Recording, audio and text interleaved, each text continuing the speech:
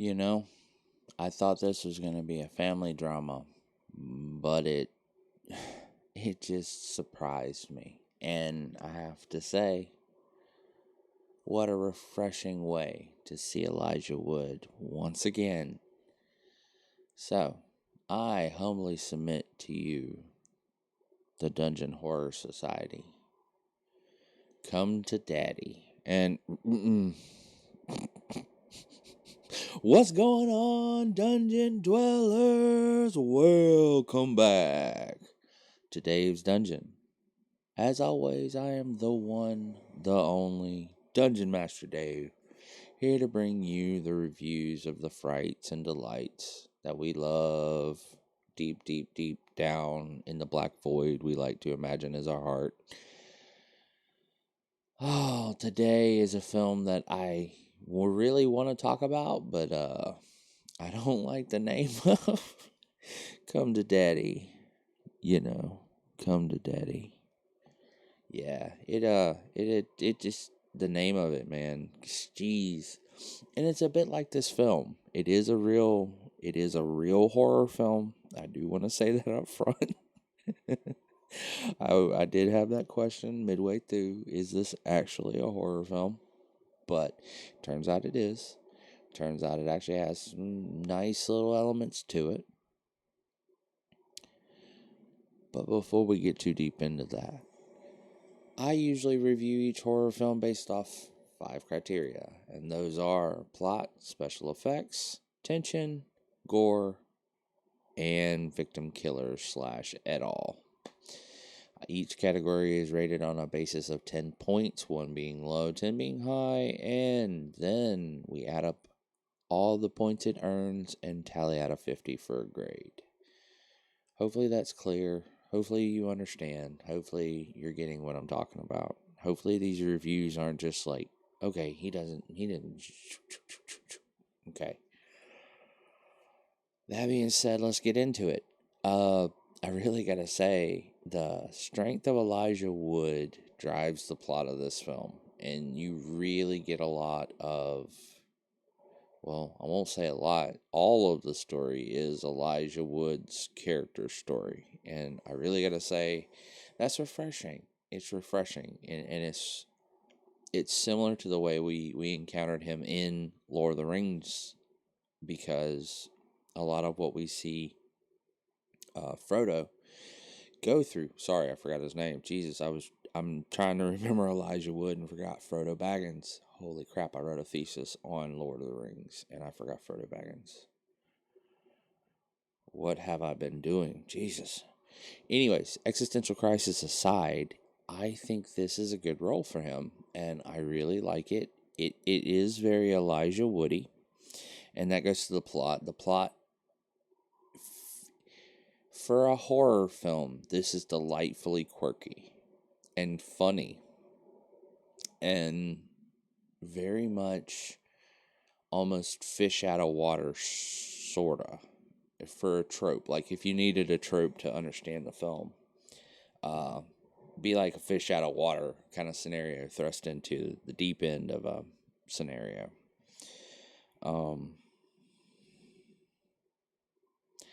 And even the early stuff, I was wondering how far this movie was willing to go. And I have to say, delightfully, to my surprise, the plot didn't just deliver partial or somehow, a lot of the movies we've been watching don't deliver on what they promise us. And this movie does. This movie, it gives you all the delightfully quirky things you would expect a regular person to go through in that scenario, given what's being asked of you. And given you did half, not a bad job. So it's like, I really gotta say, the plot of this film, mixed with how the movie uses that plot, and sort of the way that the shooting of the film, as in the sort of shot design, the actual visuals of what the film is putting out there work within the plot, work within sort of the acting of the actor, and work with the setting to just build a really good atmosphere in this film. And the actor then spices it with his own, brand of quirky, and you get something that's really rather, it's got some punch. So for that reason, I'm going to give the plot of this film an 8. Now, don't forget, we will talk about this film a little bit further in the spoiler section, and I'll try to remember everything I want to talk about, because several parts of this plot are unique and I really want to dive into them. So don't let me forget, I have parts of the plot to discuss. Special effects. I was pleasantly surprised by the special effects in this film. They were tight, they were clean, they were well defined. They had weight, they had substance. They didn't just feel like there for shock value. Although the one description of the doomsday weapon, and I say that term loosely, and if you get how loose works into this loosely, yeah, it's not great. that's the worst murder weapon / doomsday weapon I've ever seen produced, and it's effective, I would imagine. Oh man, it's so wild a ride that I thought there weren't going to be any sort of really powerful special effects in the film. But it turns out I was wrong. I was pleasantly wrong, and the ones we do get are fantastic. Fantastic. I've never seen a prop do something like that. And I'm still wondering about the technicality of some of what this film pulled off. So, for that reason, I'm also going to give that a 9. The special effects get a 9. So, plot's 8, special effects a 9.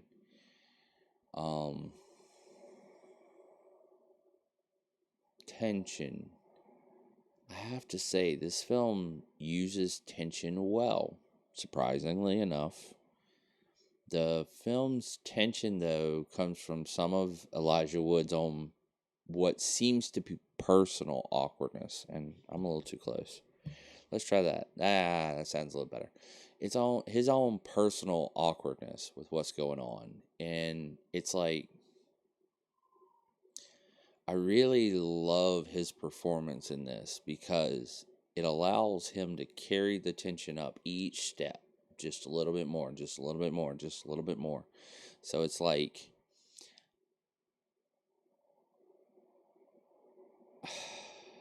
his performance plays into the plot so well that the plot, he carries the tension, and then the plot carries the tension, and then he carries the tension, and then the plot carries it. And it's this sort of juggling act between, the different elements of the film that's really fun and funny to watch happen. Because it really is like what a normal person would go through in this situation. So it carries with it the tension of all the ramifications of that. And we'll talk about that in spoilers a little bit more.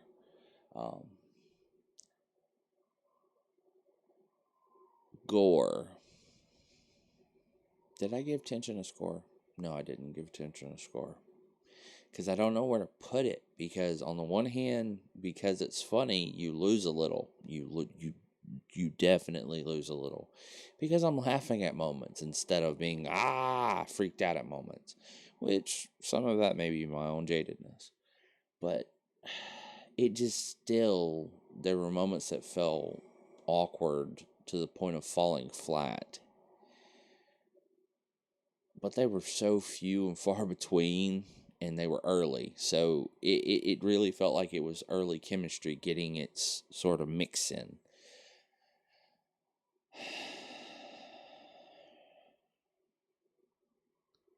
Let's see, we got an 8, a 9.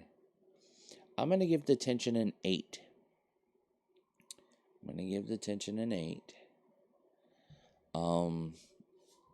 let's go on to gore, and we'll talk about the tension a little bit more in the spoiler section, because I think there's a really honest and unique ask of the audience and the protagonist of this film.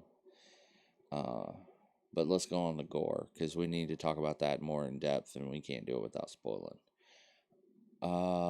Gore, I would say, is an effective 9 to 10 almost. 10 even.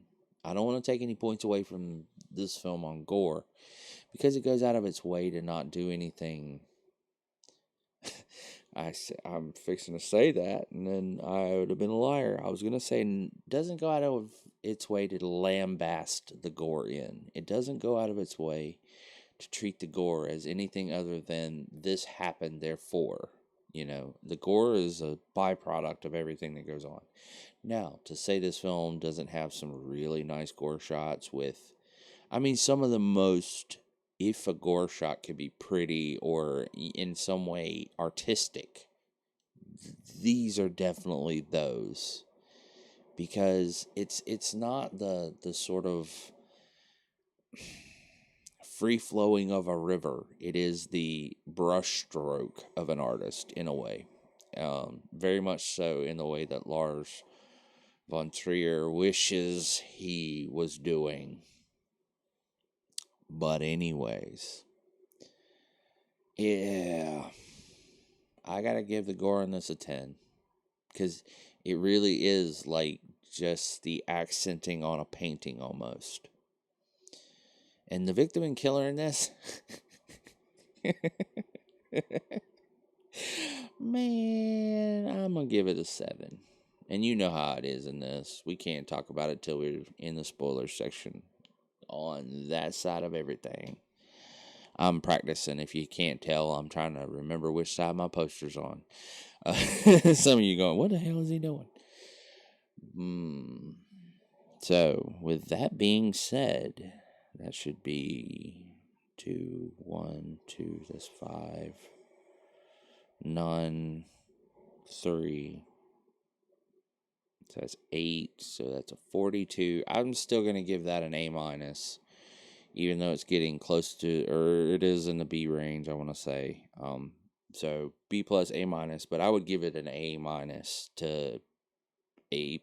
I would say A minus. Because just the little notes and the little, I'd almost say it's like cinematic candy that you get out of this film, and it lacks a seriousness that most other horror films couldn't pull off. Let's put it like that. That's a spoiler, non-spoiler for you. It pulls off a sort of laissez-faire atmosphere, not necessarily say text, but atmosphere that most other horror films could not pull off. But I think that's going to do it for the non-spoiler section of this video. So thank you so much for joining me. I hope you've enjoyed it. If you would, make sure you leave a like, make sure you subscribe for more of this beautiful horror review content. I will have more stuff coming very, very, very, very, very soon, so keep your eyes peeled and keep them glued here. We're getting close to the end of the month, and I'm finding out about new horror films. So I'm a little giddy, and I may drop a few in here and there if they're in time. But we'll see, because I think I owe you 2. There's 2 reviews, I will admit this, that I have not done, because I just went, screw it, those films don't get reviews, because they're really not worth reviewing. So, with that being said, we have spoilers to get to, so go call your parents, go do something important with your lives, go rethink something, please go, shoo, we're getting into spoilers. Hey, how you doing? My favorite people. Ready to get into the spoilers?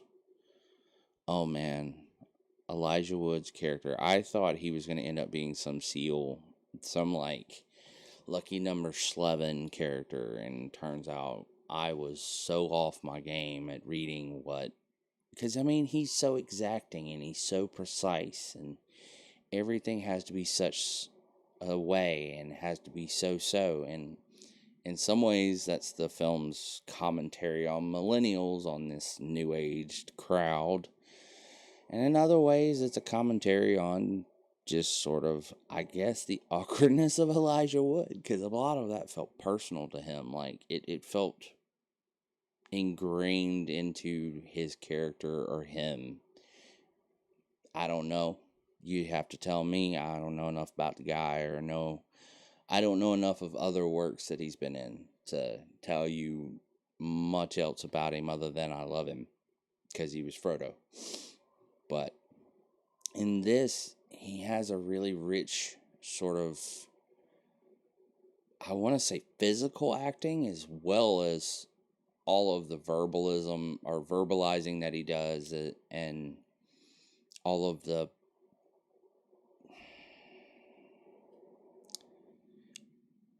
you can tell when someone's awkward or when someone's nervous. Like tonight, I'm a little awkward, a little nervous because I'm trying to remember everything, and I've got 2 movies on the brain, and I'm, you can tell by my mannerisms. I'm a little muh. But in Elijah Wood's performance, you could tell that there was some physical twitches. You could tell that there were verbal tics and twitches that came off more naturally than they had any. I've seen other films not do it as well. Let's put it that way. Let's put it like that. He really sold those, given how natural they look in the film.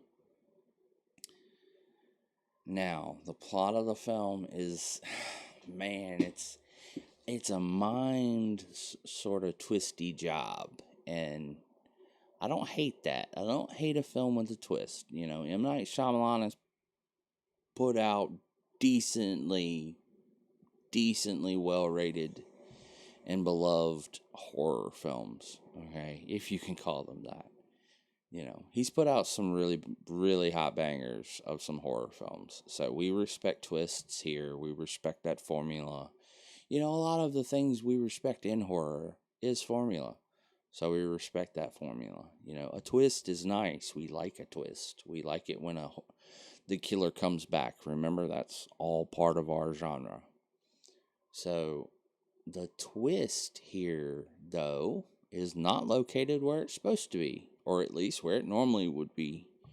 And that's nice. I really like that the twist comes early. It comes up real close to the beginning of the film, and that's refreshing. That gives me time to actually get into the twist and then appreciate the twist for what it is, and then have to reconcile it, and then the movie then tells me what happens next in this long chain of events that feels like it's been going on before I got here, and has a history to it, and feels like you're just telling me a story of something that actually happened to some guy versus, oh, this is some story you made up. And the movie even goes as far as to make that point in the text. So, and it does it, within a sub moment, but it makes that point of, well, just tell me the story in a natural way and let me then suss it out and make sure it's real or realistic even. Instead of, trying to sell me the BS of it. Just make it normal and make the scenario what it is. And I really respect this film for that. And that's it. For all the laughter you get from the awkwardness, there are genuinely funny moments. It's genuinely a sort of comedy of errors if it were a horror film. It's a genuine sort of,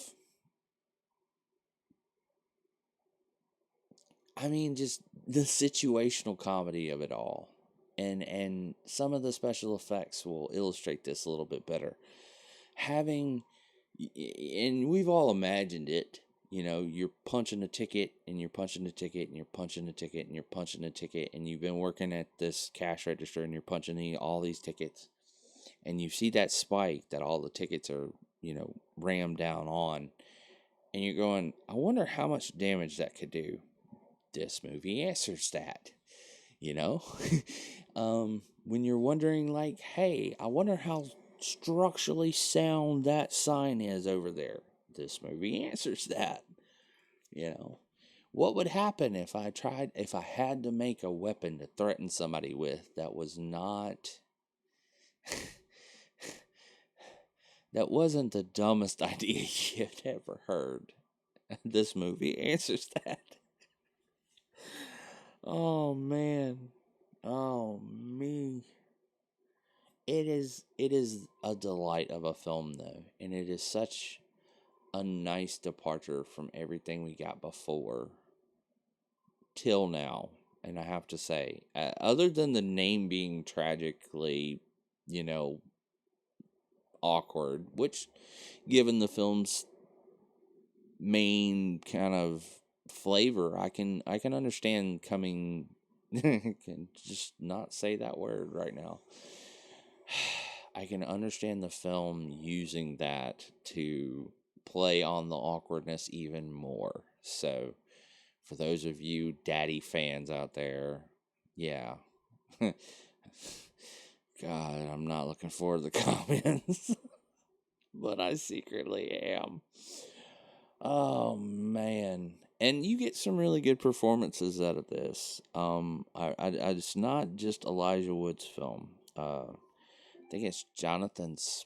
His no, I know his last name's Smiley, but you'll have to look up what his first name is in this.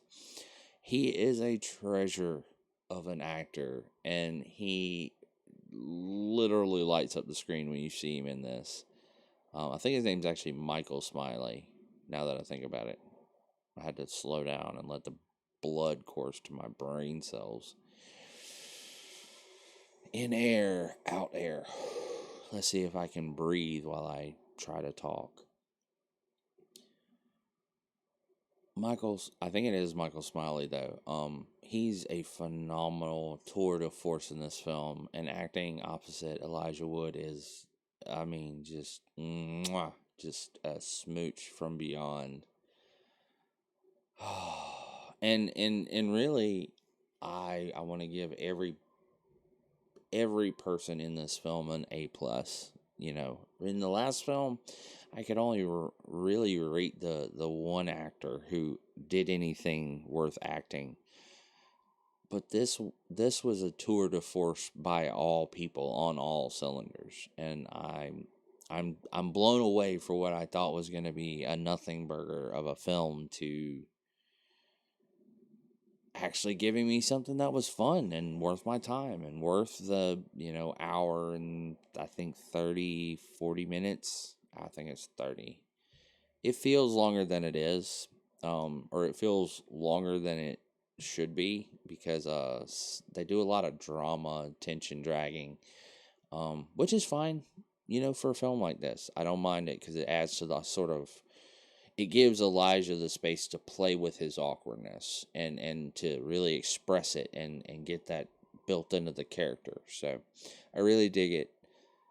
It's not over long. It feels just right in length. And like I said, some of the special effects, and this goes to more gore than tension or special effects. But my goodness. If you know what I'm doing this for, hey, between that, yeah, I did it right.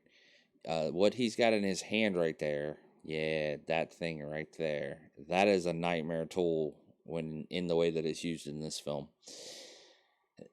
That,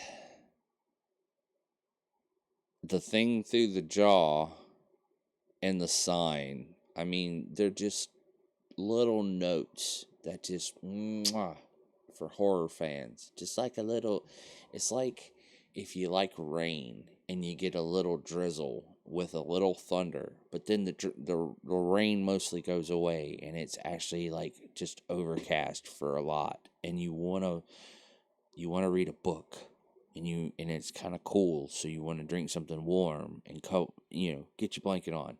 This felt like that. this was that caliber of film, and I'm gonna have a hard time coming down off of this because it was good. It was real good, and I think now I myself have to rethink my own efforts towards comedy horror and towards how much levity you can allow in, how much sort of awkwardness and fun you can put in a moment. Because this worked. I mean, as tension went, it really was sort of a build into an awkward moment that put us in a tight spot, which then caused the tension to go up. So it worked. Each moment sort of builds into the next, and it delivers. It really delivers by the end of the film, and I think it's so worth a watch, if nothing but for the yucks. The laughs are just such a nice note in this film. And I've given a lot of other films trying to be funny a lot of shit. But I'll equivocate there, trying to be funny. A lot of the crap that people want to laugh at, they're not trying to be funny, but it's funny to most people. So it's at least enjoyable to them in that way. I don't mind those films. I watch those films. I love those films. But I get tired of, well, I have to laugh at the film instead of laugh at what the film wants me to laugh at. So it's really refreshing to get another horror film that can tell a joke and do it in a realistically, sort of sadistic freaking way. I mean, your dad's right there going to hit you with a cleaver, and then all of a sudden, I mean, it's Monty Python. It really was the most mock epic moment in horror film I think I've ever seen. A deliberate, I mean, other than just saying it's a fake out, it's not really even a fake out. It's just deliberately like, and seen, this is what we're reacting to. So it's so good. It is really, really, really good. And I cannot gush over it enough. So just do us all a favor and go see it already. I know these reviews are kind of a little long already, so go see this film. Make sure you horror maniacs out there put your eyeballs on it, because your boy Elijah needs some rep. He needs to be in more stuff, and I don't mind if it's horror at this point. So thank you so much for watching this review and coming along on this adventure with me, Dungeon Dwellers. Hope you enjoyed your ride. Make sure you leave a like. It really helps out with the YouTube algorithm and lets them know that I'm making good stuff over here, and they should show it to more people. Make sure you subscribe, Horror Maniacs and Dungeon Dwellers alike, so that you get all the latest stuff as I push it out to you. Some people are not getting the notifications because they're getting a little delayed. YouTube knows about this, and they let me know, so I'm just letting you know. If you don't see a notification, you can check the channel. It should be, I'll post up a link to it most every day, so you should have access to it. But if you don't see it, how did you get here? There should be a link right over there to the actual channel page if you need to get up and subscribe. And make sure you ring the bell so you get all the notifications on when I drop new hotness. But that being said, thank you so much for joining me, Dungeon Dwellers. I hope you are having a ball watching along with me and going along on these horror adventures.